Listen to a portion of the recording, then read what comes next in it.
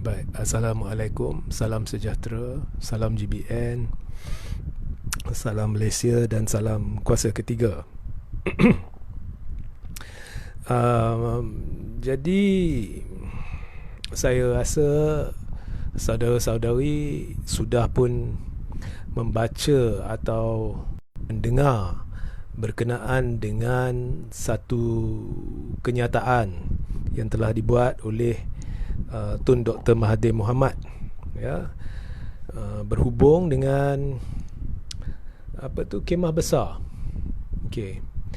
Jadi bagi mereka yang tidak tahu, saya ringkaskan, ya. Ada 3 perkara utama yang telah dibincangkan oleh Tun. Saya ringkaskan. Pertama, Tun tidak menolak idea kemah besar. Okey. Tetapi pada masa yang sama, Tun telah memberitahu dengan jelas tidak ada perbincangan konkret bersama pejuang ke arah penubuhan kemah besar. Okay. Walaupun mungkin ada wakil-wakil dari Bersatu dan sebagainya, tetapi tidak ada secara langsung. Kedua, Tun telah menegaskan bahawa beliau tidak sanggup bekerja dengan Muhyiddin lagi. Maknanya jika ada apa-apa bentuk kerjasama, tak payah Muhyiddin. Okey. Dan yang ketiga, Tun telah menegaskan juga bahawa beliau tidak sanggup bekerjasama dengan Anwar Ibrahim. Maknanya jika ada sebarang bentuk kerjasama, pastikan tidak ada Anwar Ibrahim. Jadi Tun menyatakan perkara ini secara terbuka, walaupun tahu bahawa jika kita lihat 2 lagi blok di samping blok alternatif, ya, blok alternatif ni setakat yang saya tahu berdasarkan apa yang kita faham, ya, di umum, ya, blok alternatif ni tidak wujud, tetapi blok alternatif ini adalah sekiranya kita ambil semua parti-parti alternatif selain Pakatan Harapan, ya, iaitu Warisan Pejuang, mungkin juga yang bukan politik seperti Piagam Rakyat dan sebagainya. Itu semua alternatif yang saya klasifikasikan sebagai alternatif. Jadi selain dari blok alternatif ini, yang ada kemungkinan untuk usahakan kerjasama ke arah PRU 15 bagi menumbangkan Barisan Nasional adalah Perikatan Nasional dan Pakatan Harapan. Dan Muhyiddin menerajui Perikatan Nasional dan Anwar menerajui Pakatan Harapan. Ya. Tetapi Mahathir dengan jelas beritahu no Muhyiddin, no Anwar.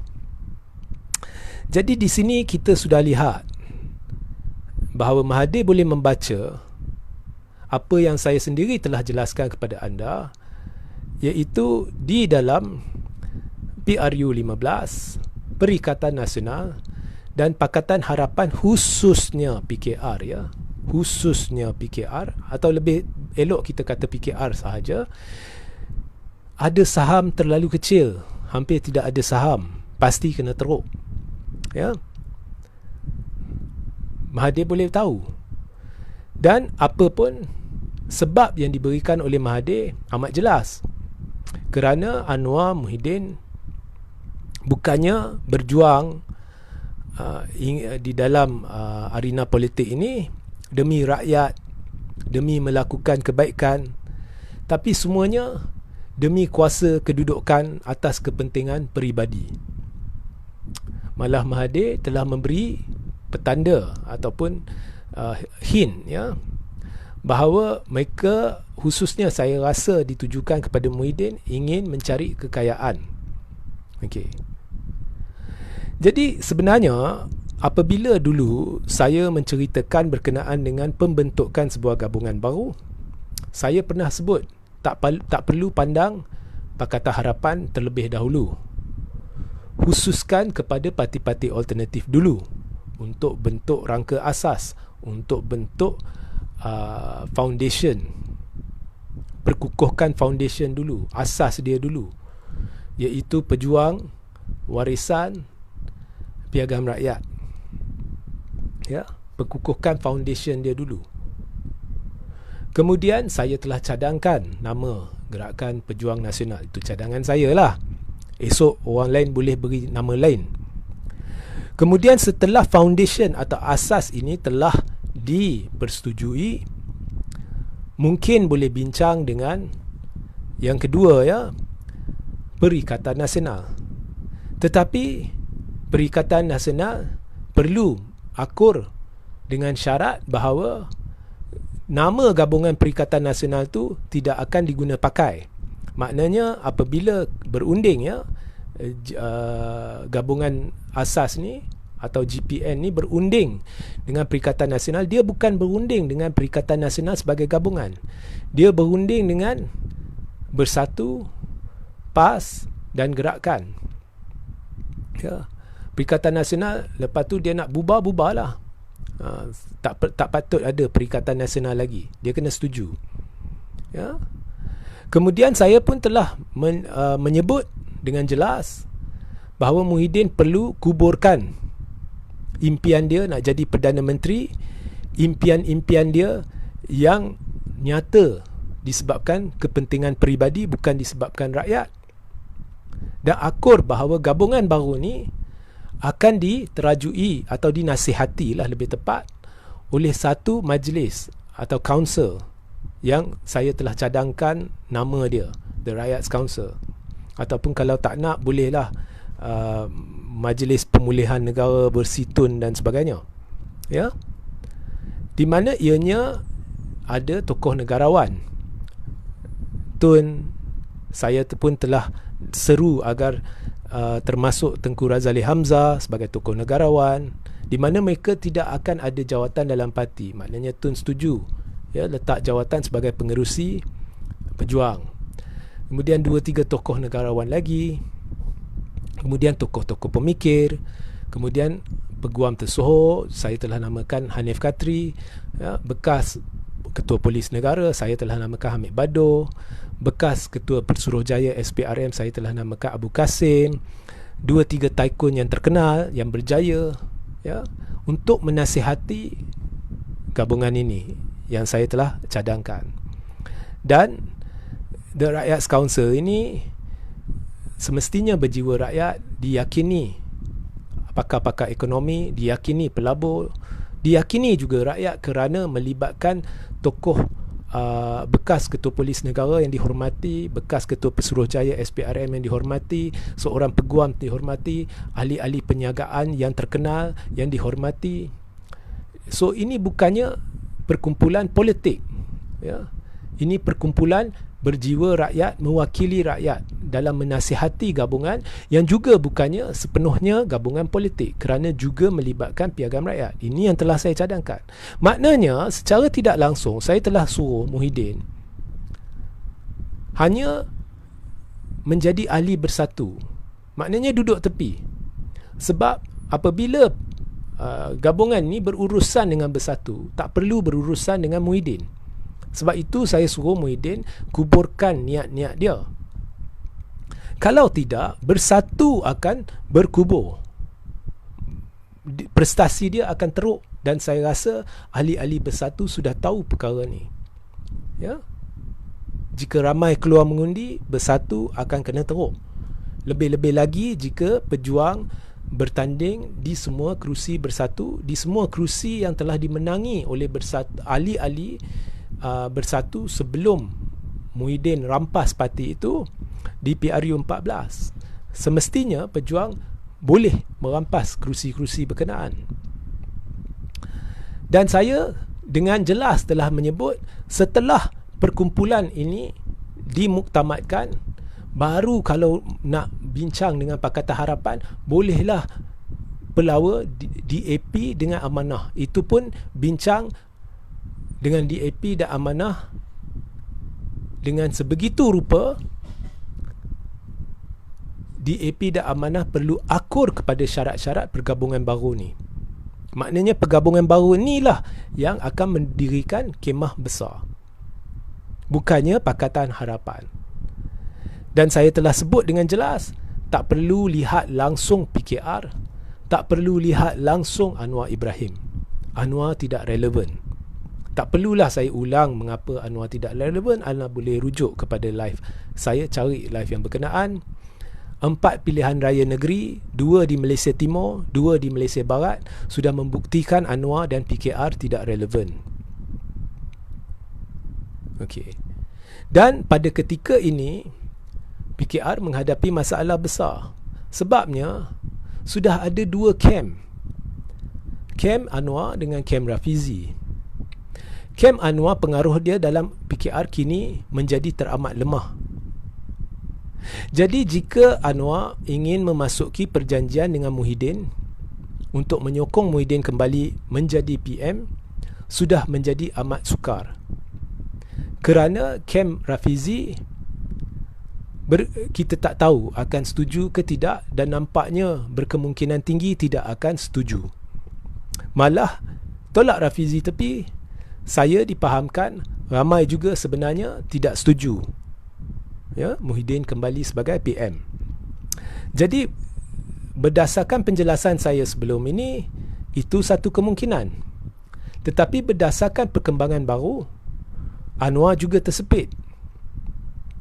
Dan Muhyiddin sebenarnya, kalau dulu dia dakwa dia ada majoriti 119, berkemungkinan besar setelah Rafizi memenangi, ya, jawatan timbalan presiden, majoriti itu tak wujud lagi. Andai kata ianya wujud, kita pun tak tahu siapa bercakap benar, ya, Muhyiddin ke Anthony Locke ke, betul ke Muhyiddin ada 119, kita tak tahu.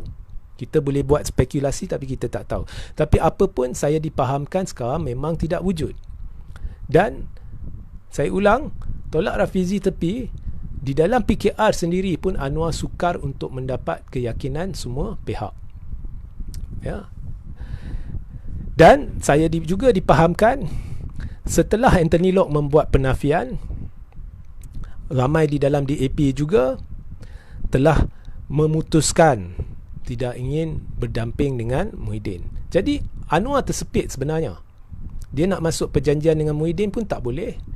Kalau dia nak cuba masuk perjanjian dengan kluster mahkamah, andai kata Anwar, Najib dengan Zahid berjaya mengumpulkan 22 akuan bersumpah ahli-ahli Parlimen Barisan Nasional untuk sokong pencalonan Anwar sebagai Perdana Menteri.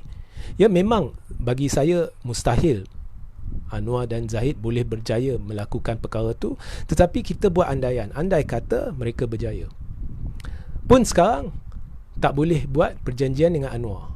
Sebab Anwar nak dapatkan 90 sokongan 90 ahli Parlimen Pakatan Harapan untuk bekerjasama dengan kluster mahkamah, sekarang tiba-tiba sudah tak boleh. Kalau dulu boleh, sekarang dah tak boleh. Maknanya dengan kluster mahkamah pun Anwar tak boleh, dengan Muhyiddin pun tak boleh, tinggal Ismail Sabri. Itu satu kemungkinan yang sehingga sekarang kekal ada, ya, iaitu percubaan untuk memperkukuhkan kerajaan Ismail Sabri sehingga 2023, sehingga penggal penuh Parlimen ke-14 tamat. Maknanya dalam percaturan kluster mahkamah ni, baik dari sudut di peringkat UMNO mahupun di peringkat negara, ya, percaturan untuk cuba menekan Ismail Sabri untuk adakan pilihan raya, nampaknya Ismail Sabri sah menang.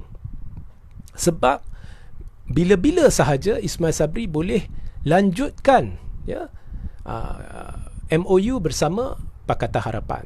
Sebab di peringkat UMNO, Ismail Sabri pakai topi UMNO. Memang dia kata saya akur kepada keputusan MKT, MOU tidak akan diteruskan. Tetapi bila dia keluar UMNO, dia buka topi UMNO, dia pakai topi PM. Sebagai PM, dia tidak terikat dengan keputusan UMNO, sebab dia adalah Perdana Menteri berperlembagaan, dan menurut perlembagaan dalam hal-hal berkenaan dengan kerajaan ni, perlembagaan buta parti. Jadi bila dia pakai topi PM, ketetapan UMNO kini hanya sekadar cadangan. Keputusan akhir adalah keputusan PM, prerogatif PM, yang juga boleh membuat keputusan bersama dengan Kabinet Persekutuan. Dan sekiranya dia bawa cadangan tu kepada Kabinet Persekutuan, Kabinet Persekutuan boleh sahaja kata tak boleh. Pendapat kami, kita teruskan MOU ataupun kita buat MOU baru, kita buat perjanjian baru. Dan Ismail Sabri sebagai Perdana Menteri boleh menggunakan prerogatif dia untuk mendengar majoriti dalam kabinet. Maka dia sebenarnya tidak langgar ketetapan UMNO sebagai ahli UMNO, tetapi sebagai PM dia melaksanakan tanggungjawab berperlembagaan dia untuk membuat keputusan, ya. Dan jika dia membuat keputusan berdasarkan kolektif kabinet, itu hak dia. Maknanya boleh lanjutkan MOU, boleh buat perjanjian baru. Dan jika Ismail Sabri buat perjanjian baru, dia tawar jawatan Timbalan Perdana Menteri kepada Anwar sebagai balasan seluruh Pakatan Harapan, kerusi-kerusi ahli parlimen dikira sebagai majoriti Ismail Sabri. Ismail Sabri akan menjadi kuat. Bersatu tak akan tarik sokongan, sebab Bersatu sudah tidak boleh pergi ke mana-mana, tidak boleh buat perjanjian dengan Anwar, dengan siapa-siapa. Jadi jika dia tarik sokongan, jika dia tarik sokongan, kluster mahkamah tarik sokongan, masuk pilihan raya tiba-tiba, Bersatu akan kena belasah. Muhyiddin pun tahu dia tak boleh jadi PM. Jadi Bersatu tidak akan buat demikian kerana ingin memastikan penggal penuh Parlimen ke-14 dipenuhi supaya kes-kes mahkamah yang kritikal diputuskan terlebih dahulu sebelum pilihan raya umum. Maknanya kita sudah tahu sekarang ada satu sahaja jalan atau kemungkinan apa-apa perjanjian boleh dimasuki, iaitu perjanjian antara Ismail Sabri dengan Anwar Ibrahim. Itu sahaja. Perjanjian dengan Ismail Sabri dengan Anwar kluster mahkamah dengan Anwar Ibrahim tak mungkin dah. Perjanjian antara Anwar Ibrahim dengan Muhyiddin tak mungkin dah. Jadi jika kluster mahkamah nak cuba tumbangkan Ismail Sabri, mereka akan kena tamparan jika Ismail Sabri menghala ke Anwar. Dengan persetujuan kabinet untuk lanjutkan MOU dengan syarat baru. So, atau membuat perjanjian baru ataupun mengekalkan MOU tetapi dipinda. Ya, Anwar jadi TPM dan semua MP PH dikira menyokong Ismail Sabri. Mungkin ada jawatan-jawatan menteri diberi kepada ahli-ahli PH. Jadi di sini kita boleh lihat sekarang ni Ismail Sabri bukan dalam keadaan terancam. Okey. Anwar kalau nak setakat cuba berunding dengan Ismail Sabri supaya dia adalah pangkat sampai PRU 15 boleh. Tapi di level PRU 15, di level rakyat, Anwar is nobody. PKR is nobody. Jadi tak perlu berunding dengan Anwar, tak perlu berunding dengan PKR. Dan ini sebenarnya telah dibayangkan oleh Tun Dr. Mahathir Mohamad, ya, tak perlu runding dengan PKR. Babak Anwar pula telah dijelaskan, ditegaskan oleh Mahathir setegas-tegas mungkin, no Anwar and no Muhyiddin. Jadi saya amat menyokong kenyataan Tun Dr. Mahathir Mohamad dan saya mencadangkan teruskan pembentukan satu gabungan perpaduan ini.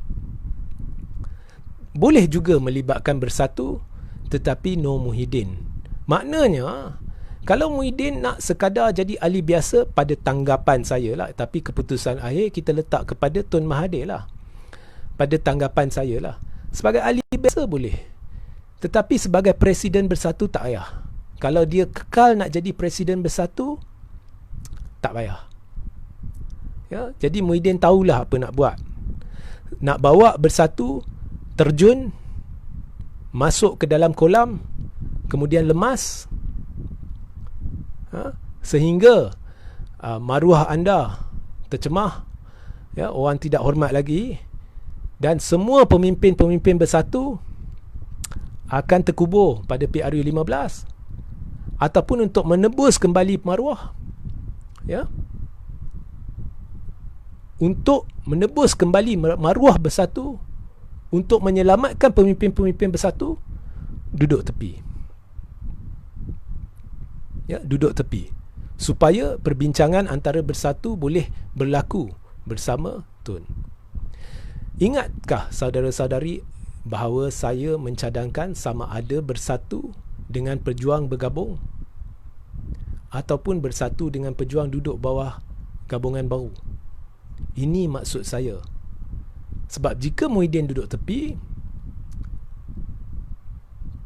Mahathir boleh menebus kembali apa yang telah dirampas daripadanya secara tidak kehormat oleh Muhyiddin. Iaitu Muhyiddin telah menendang Mahathir secara tidak kehormat menggunakan undang-undang hutan daripada Jawatan Pengerusi Bersatu sebab dia kemaruk kuasa, ingin menguasai semua. Jadi Muhyiddin harus menebus kembali kesalahan dia dan duduk tepi dan biar Mahathir putuskan masa depan bersatu dengan pejuang, sama ada nak bergabung ataupun bekerjasama di bawah satu bumbung gabungan parti-parti. Ya. So inilah satu-satunya cara boleh kita pastikan bahawa Muhyiddin tidak akan cuba sesuatu sekali lagi. Sebab dasar pengkhianat ialah kekal mengkhianati untuk mencapai impian. Kalau kita lihat majoriti 119 Muhyiddin pun, di situ pun sudah ada ura-ura, sudah ada tanda-tanda pengkhianatan baru yang akan dilakukan oleh Muhyiddin. Sebab 119 tidak melibatkan PAS. Ya. Maknanya Muhyiddin sanggup khianati PAS. Dan itulah PAS. Bila anda terlibat dengan pengkhianatan, anda sendiri mengkhianati orang lain, anda sendiri mengkhianati Tun, kemudian anda berdamping dengan seorang pengkhianat seperti Muhyiddin untuk mengkhianati Tun, jangan merungut jika anda sendiri jadi mangsa pengkhianatan. Dan anda boleh lihat daripada majoriti 119 yang dinamakan oleh Muhyiddin, Muhyiddin memang nak khianati anda. Jadi itulah PAS. Okey. Baik, saya nak akhiri live ni, tapi jika anda ada soalan, anda boleh mula bertanya sekarang. Saya cuma nak tegur Saifuddin, ya. Apabila Tun berkata sebab dia tidak lagi menjadi Perdana Menteri sekarang adalah disebabkan Anwar, Saifuddin cuba ungkitkan kembali, ya, bahawa Tun memungkiri janji dan tidak letak jawatan sebab Tun kata 2 tahun. Okeylah. Sekarang ni saya tidak ingin sentuh apa yang telah dibincangkan dalam mesyuarat di dalam Pakatan Harapan berhubung dengan peralihan kuasa, sebab saya telah memikirkan perkara ini begitu lama dan saya telah mencapai keputusan bahawa saya tidak berada di sana. Jadi macam mana saya boleh bincangkan perkara ni? Jadi saya tidak akan sentuh apa yang pernah dibincangkan oleh ahli-ahli Pakatan Harapan berhubung peralihan kuasa. Tapi Saifuddin jangan perdaya rakyat. Peralihan kuasa dari Tun ke Anwar bukan ditentukan oleh Pakatan Harapan. Nombor satu, ya, bukan ditentukan oleh Pakatan Harapan. Ianya ditentukan oleh Yang di-Pertuan Agong setelah menilai sokongan Anwar daripada ahli-ahli parlimen. Ketika Tun menjadi Perdana Menteri selama 22 bulan, ya, kurang dari 2 tahun, Anwar berkali-kali cuba ganggu gugat Tun. Di luar, Anwar kata dia percaya Tun. Anwar sendiri pernah berkata dia beri kepada Tun kelonggaran bila nak letak jawatan. Anwar yang kata, Saifuddin, bukan saya yang kata, bukan Tun yang kata. Anwar yang kata dia percaya Tun, dia beri kelonggaran. Jadi jika ada pun dibincangkan secara lisan, ya, secara lisan, sebab saya tak ada dalam mesyuarat tu, jika ada dibincangkan secara lisan bahawa Tun perlu berundur selepas 2 tahun, jika ada pun Tun sebut benda tu, saya tak tahu, saya tak hadir. Anwar sendiri beritahu bahawa dia yakin dengan Tun dan Tun memerlukan masa, dia boleh putuskan bila dia nak beredar. Ya. Jadi Saifuddin jangan perdaya rakyat, jangan tipu. Jangan amalkan dasar penipu Anwar. Jadi disebabkan saya tidak ada dalam mesyuarat, saya berpegang kepada kenyataan Anwar dalam media. Ini di bawah pengetahuan kita semua, jadi saya berhak komen. Jadi Anwar telah memberi tiket kebenaran kepada Tun, anda letaklah jawatan bila anda rasa sesuai. Lepas 2 tahun ke, lepas 3 tahun ke. Dan perkara ni telah diulangi oleh Anwar dalam retreat di Port Dickson. Itu pertama. Kedua, dalam 22 bulan tu, Anwar telah mencuba berulang kali untuk kumpul akuan bersumpah. Di luar kata, saya sokong Tun, saya yakin dengan Tun, Tun akan memenuhi janji. Tapi di belakang dia kumpul akuan bersumpah, termasuk bersekongkol dengan kleptokrat untuk kumpul akuan bersumpah dari Zahid, Najib dan geng-geng dalam kluster mahkamah untuk cuba buktikan dia ada majoriti menjadi Perdana Menteri. Dia buat press conference untuk nyatakan sokongan majoriti dia dalam pada dia sebagai salah seorang dalam gabungan Pakatan Harapan, salah seorang dalam blok kerajaan yang dipimpin Tun Mahathir. Itu sejenis sabotaj. Itu adalah usaha menggulingkan Tun. Dan saya pernah membongkarkan perkara ni, termasuk keterdesakan Anwar, sehingga orang-orang kem Anwar membuat akuan bersumpah palsu Zahid dan Najib untuk memperdaya ahli parlimen lain supaya menandatangani akuan bersumpah menyokong Anwar. Jadi, kalau cerita 2 tahun, tak sampai beberapa bulan pun Anwar dah mulakan kerja gila dia untuk mengganggu-gugat kestabilan kerajaan pimpinan Tun, yang juga merupakan kerajaan pimpinan Pakatan Harapan yang dianggotai oleh Anwar sendiri. Jadi, nak cerita 2 tahun apa? Nak cerita Tun mengkiri janji apa? Anwar pengacau dari awal lagi sehingga menakut-nakutkan ahli-ahli parlimen PPBM. Sehingga walaupun semua orang tahu Anwar tidak mungkin jadi PM, tetapi disebabkan kemauk kuasa Anwar, disebabkan ahli-ahli parlimen PPBM takut, Muhyiddin boleh gunakan Anwar sebagai alasan untuk menakutkan lagi ahli-ahli parlimen bersatu, untuk meyakinkan mereka dengan keyakinan palsu bahawa Anwar mungkin boleh jadi Perdana Menteri. Jadi untuk mencantas Anwar, kita perlu keluar dan masuk dari Pakatan Harapan. Dan ahli-ahli parlimen bersatu terbeli penipuan Muhyiddin, dan itulah titik-titik permulaan berlakunya sekongkol antara bersatu dengan kluster mahkamah sehingga tercetusnya langkah Sheraton. Penyebab dia dari sudut itu Anwar. Ketiga, Saifuddin. Apa pun dibincangkan di dalam mesyuarat Pakatan Harapan yang saya tidak hadir, tetapi suratnya telah dibongkarkan dan telah dibongkarkan dalam blog saya, thethirdforce.net. Okay? Tak silap saya, orang yang bongkarkannya, masa tu saya bawa artikel oleh Datuk Seri Khairuddin Abu Hassan. Di dalam artikel itu telah dibongkarkan surat itu. Tidak ada mana-mana menunjukkan satu tarikh telah ditetapkan berhubung peralihan kuasa. Tidak ada mana-mana disebut 2 tahun. Malah kalau kita baca surat tersebut, nampak dengan jelas bahawa Tun diberi kebebasan dalam hal tersebut, dan tidak dinyatakan di mana-mana bahawa Tun akan memberi jawatan Perdana Menteri kepada Anwar, kerana itu bukan kuasa Tun. Keempat, Saifuddin, andai kata anda ingin Tun beri laluan kepada Anwar juga, Anwar sendiri menerusi langkah-langkah bodoh dia untuk cuba kumpulkan akuan bersumpah untuk cuba gulingkan Tun, secara tidak langsung telah membuktikan kepada Tun, kepada seluruh Pakatan Harapan, kepada seluruh negara, bahawa andai kata Tun berundur sekalipun, Anwar tidak akan ada cukup majoriti untuk jadi Perdana Menteri. Jadi jika Tun berundur, ianya akan mengganggu-gugat kerajaan pimpinan Pakatan Harapan. Kerana jika Perdana Menteri berundur, kabinet automatik hilang jawatan dan kerajaan automatik runtuh, dan perlu ditubuhkan kerajaan baru. Dan kita dah lihat menerusi akuan-akuan bersumpah, Anwar tidak ada majoriti.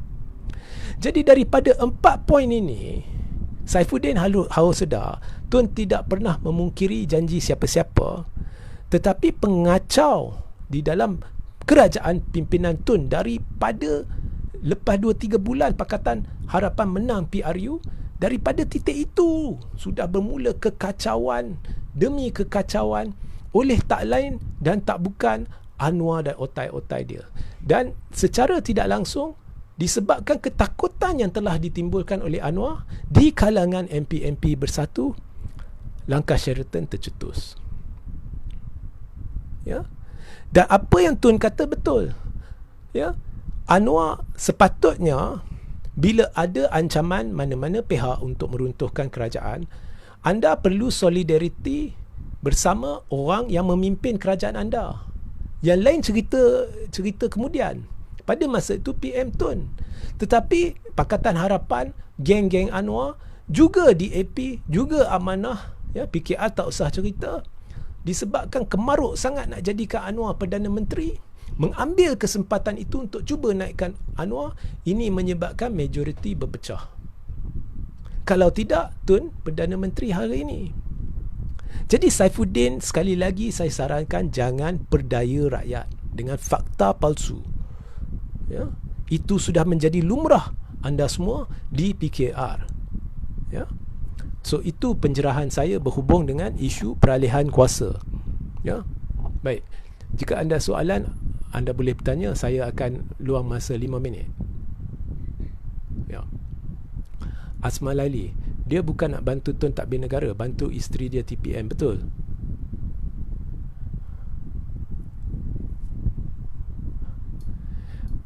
Ijam Muslim, Agong pun cakap jangan letak jawatan, tapi Tun masih berkeras juga. Okey, ini saya dah jelaskan berulang kali. Saya rasa saya jelaskan kali terakhir setakat pemahaman saya. Okey, yang mendapat mandat rakyat untuk mentadbir negara adalah Pakatan Harapan dengan janji bahawa Tun akan jadi Perdana Menteri. Apabila Bersatu keluar, dia bersekongkol dengan kluster mahkamah. Kluster mahkamah adalah musuh Pakatan Harapan. Tun berjuang di PRU 14 untuk menentang kluster mahkamah, menentang UMNO, dan berjaya. Dan Pakatan Harapan tidak akan berjaya jika Tun tidak terlibat sama. Jadi selepas tumbangkan, Muhyiddin dan Bersatu bersekongkol dengan kluster mahkamah. Kemudian mereka dapat majoriti baru untuk tubuhkan kerajaan pimpinan Perikatan Nasional. Dan mereka pelawa Tun jadi Perdana Menteri Kerajaan Pimpinan Perikatan Nasional dengan majoriti baru. Tetapi majoriti baru oleh Perikatan Nasional untuk takbir urus negara bukannya majoriti mandat rakyat.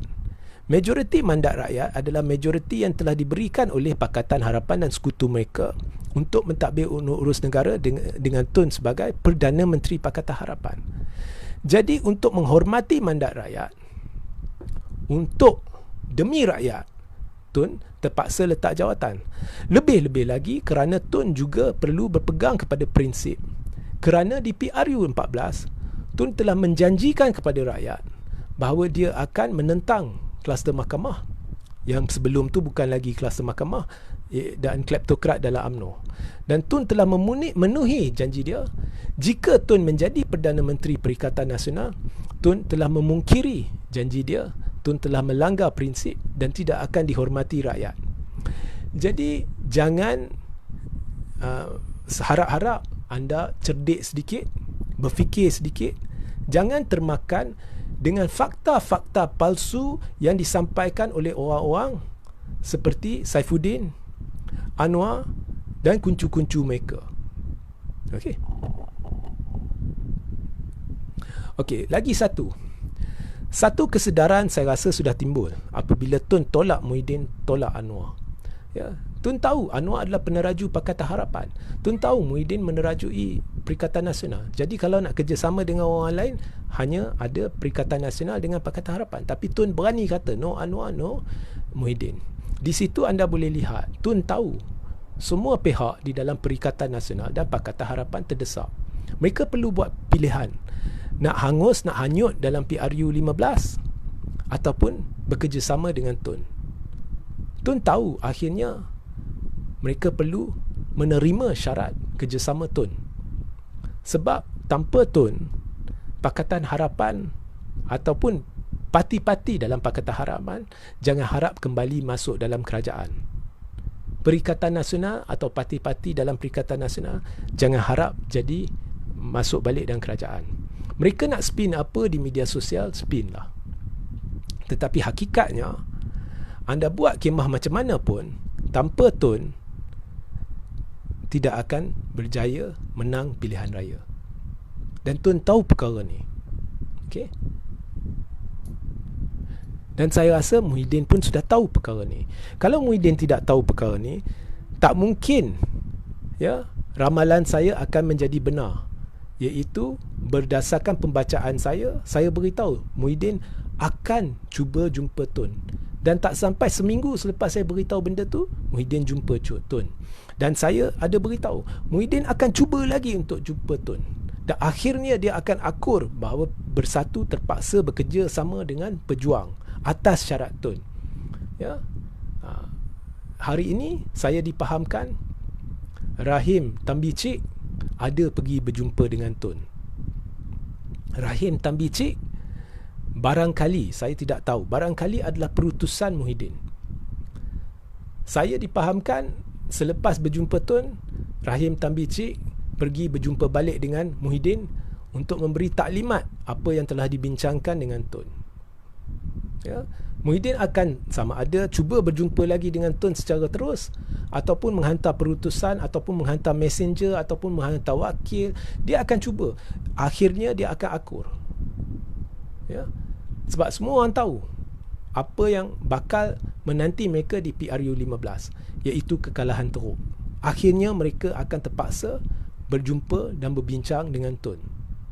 Okay. Inilah kesudahannya bagi Blok Pembangkang. Suka tak suka. Okey.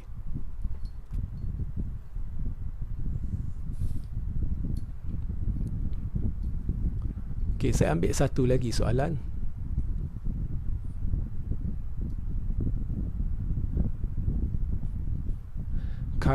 Casey Chong.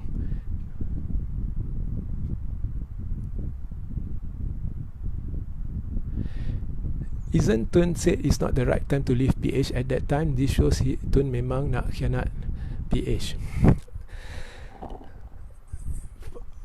The audio bukannya dimainkan dengan penuh dan banyak manipulasi. I don't want to comment about that. I don't want to comment about that. Dan saya pun dah beritahu, saya nak berhenti ya komen mesyuarat-mesyuarat yang saya sendiri tidak hadir. Buat apa saya nak komen mesyuarat-mesyuarat yang saya tidak hadir? Ya, sebab itu anda tidak mendengar saya komen banyak sangat berkenaan dengan audio Najib Rosmah, audio mesyuarat Zahid. Sebab at the end of the day, kita tak duduk dalam mesyuarat itu. Okey, orang yang rakam dan kemudian edar, dari situ pun kita dah tahu niat dia tak baik. Sebab dia orang Bersatu, kemudian dia rakam, dia duduk dalam mesyuarat, kemudian dia edar. Dari situ pun dia tahu, kita tahu niat dia tak betul. So audio means nothing. That's why anda tak dengar saya, anda jarang dengar saya komen berkenaan dengan audio orang-orang lain. Audio Anwar Zahid, audio mesyuarat Zahid dalam MKT, audio Ismail Sabri, audio Najib Rosmah. Walaupun lucu lah audio Najib Rosmah, can I advise you something? Cuma satu saya setujulah, Rosmah demonstrates an overbearing personality in that audio. Tetapi saya jarang komen audio-audio ni. So don't waste time with these stupid audios. Don't waste time. Ya, don't waste time. Okay. Sekarang anda pergi ke YouTube, anda lihatlah teknologi audio dengan klip audio yang kecil, bagaimana ianya boleh dikembangkan dengan maklumat palsu dengan ketepatan hampir 100%, sampai ada yang boleh menipu forensik, sampai ada yang tidak boleh dikenal pasti oleh forensik pun ada teknologi sedemikian. So don't waste time. Saya ulang, don't waste time with stupid audios, okay, or the stupid arguments from stupid audios. And don't waste my time. Okay. Yang saya boleh beritahu dengan jelas ialah sesiapa yang diberi mandat untuk membentuk kerajaan, di bawah sebagai peneraju satu gabungan, kemudian lompat ke gabungan lain dan membentuk kerajaan baru, dia mengkhianati mandat rakyat dan Tun tidak melakukan perkara itu. Okey.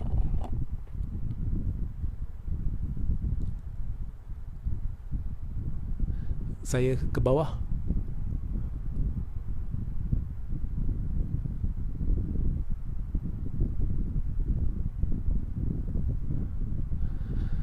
Ida AB, kalau Muhyiddin Yassin tu minta maaf dan Tun kan lebih baik-baik, tapi ego Muhyiddin Yassin, dia akan Muhyiddin bukannya bodoh, dia tahu, dia akan cuba untuk dapatkan satu persetujuan, kerana inilah kerja orang yang terdesak.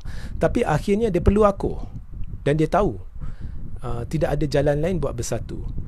Jalan untuk runding dengan Anwar yang baru-baru ni saja ada sudah tamat, kerana saya dapat maklumat baru sudah berlaku penentangan di dalam PKR dan juga di AP, khususnya selepas Rafizi memenangi jawatan timbalan Presiden. Jadi pemenang besar dalam semua ni sebelum Parlimen bubar, ialah Ismail Sabri. Dan saya sebenarnya setuju Ismail Sabri terus mentadbir sehingga 2023. Walaupun saya merasakan perlu ada darurat politik, kerana gerombolan UMNO bersatu semua ni dah gagal. Ya, Ismail Sabri kalau dia nak buat terbaik pun tak boleh, sebab siapa-siapa jadi Perdana Menteri perlu mengamalkan dasar sogokkan kuasa dan kedudukan untuk kekal berkuasa. Jadi perlu ada darurat politik. Kemudian tubuhkan Rakyat Council ke, Majlis Pemulihan Negara versi Tun ke, ataupun majlis lain yang sesuai untuk tadbir urus negara. Kalau tidak, bagi je Ismail Sabri mentadbir urus sehingga 2023. Dan saya ucapkan syabas kepada Kabinet Ismail Sabri kerana setuju dengan cadangan untuk melakukan reformasi Parlimen supaya ahli-ahli Parlimen yang berdepan kes mahkamah tidak boleh masuk Dewan Rakyat. Perkara itu sudah diumumkan dan saya ucapkan syabas, tetapi percepatkanlah pelaksanaannya, jangan sekadar berretorika. Okey. Saya rasa perkara ni akan disambut baik oleh rakyat. Jadi itu saja pencerahan saya. Sehingga kita berjumpa di lain masa, jangan lupa ke YouTube Regi J.C. Ritaudin untuk melihat live-live berkaitan. Dan di ruang tajuk jangan lupa ya sertai saluran Telegram saya. Saya buat banyak pemberitahuan di sana. Assalamualaikum, salam sejahtera, salam GBN, salam Malaysia dan salam kuasa ketiga.